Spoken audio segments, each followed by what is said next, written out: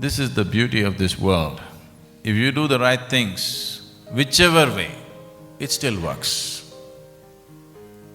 You do it crying, you do it with love, you do it with joy, you do it with hatred, you do it with anger, if you do the right thing, it works.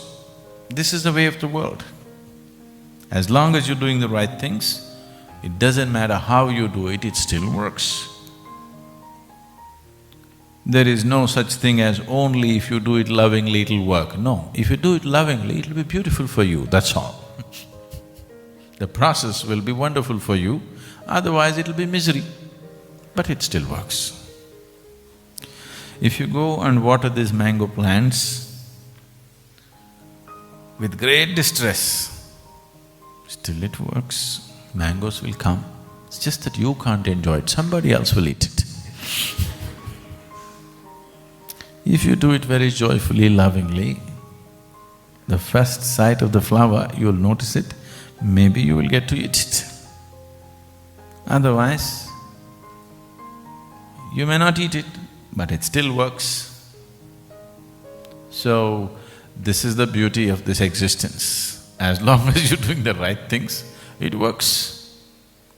How you do it will decide the quality of your life, not whether it happens or not, it'll anyway happen. It once happened, there was a chicken farmer. You know, the chicken farmer, a poultry farmer. So as a part of enhancing productivity,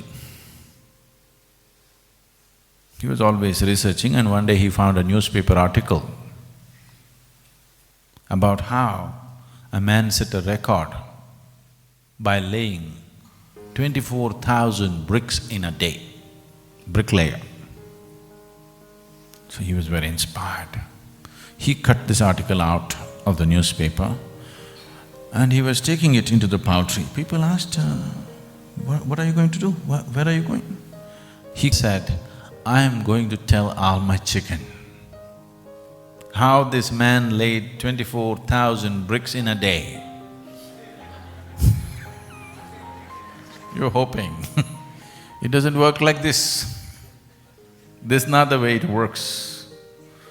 A man laid 24,000 bricks, you tell your chicken, it's not going to lay 24,000 eggs for you. It doesn't work that way. Just to find out how this one works, unfortunately, people take a whole lifetime and still they don't know how this works. If you understand this much, that if you raise beyond your discrimination and if you're able to look at everything as one, if you have only one eye for everything, for this one kind of eye, for this another kind of eye. No, not that. You have only one eye for everything.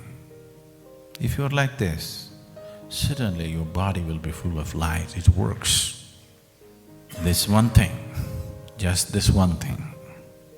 If you can, instead of being here, if you allow your spirituality to go till here, if these two eyes get submerged and you are able to see everything with one eye, not with two. You like this person, you don't like this person, you love this person, you hate this person, you are all okay with this one, not okay with this one. This one is nice, you can't stand that one. If you just transcend that, if you're able to look at everything with one eye, sadhana will go to a different dimension altogether. This one thing you must do. Otherwise, lighting up takes a lot of effort. If you want to light up without this, it takes phenomenal effort and it dissipates very soon.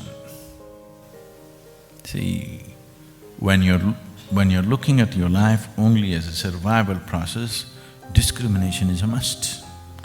You walk out on the street, you are like any other animal in the forest, constantly looking, who is okay, who is not okay, where is the danger, where is a friend, where is an enemy, constantly looking at.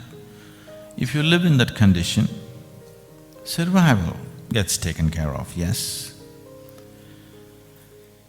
But this discriminatory process, if it exceeds its limits, then everything in the existence becomes fragmented and the chances of ever you lighting up becomes remote. It is useful only for survival. If you want to look at life, if you want to perceive life for what it really is, you need one eye, not two. The two will help you to survive, and that's all. It is just that over a period of time, survival, the word survival might have gotten complicated. No, that is not it, it's not just survival. To carry my profession, to pursue my career, to do this, to do that, I need discriminatory mind. It is just that you have complicated your survival process, that's all. What used to be just food in the stomach at one time, survival, now it has become many things. The survival process has gotten extremely complicated. As the so-called civilization happens, people did not get really civilized. They complicated their savagery. Simple savagery was, you saw a man, if you didn't like him, you speared him. The simple savagery. Now it's very complex. If you don't like somebody, you write a wrong article in the newspaper, not mentioning anything about him, but you'll maul him in a million different ways. So constantly going on complicating the survival process will present you with many problems, and of course you could find solutions. You could busy yourself in inventing problems and finding solutions. What is the solution ultimately? You will see if you go like this, the only relief, both for the people who believe they're finding solutions and people who are straightforward about creating problems and people who create problems in roundabout ways. For both of them, the only relief ultimately will be to rest in peace, because that's the only time they will know what it means to at least lie down in one place without rolling within themselves all the time. Not one moment of stillness will you ever know. If you have not known the beauty and immensity of being still, to put it simply, you're actually ill.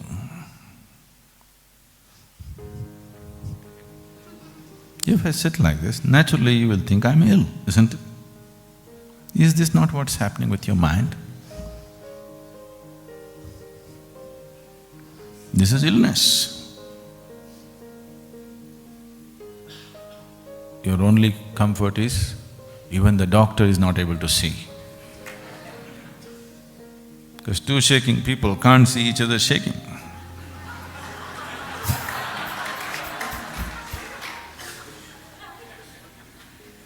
If you can't get a handle on this life, do you believe that you have any grasp of the whole cosmic scape or any other aspect of life?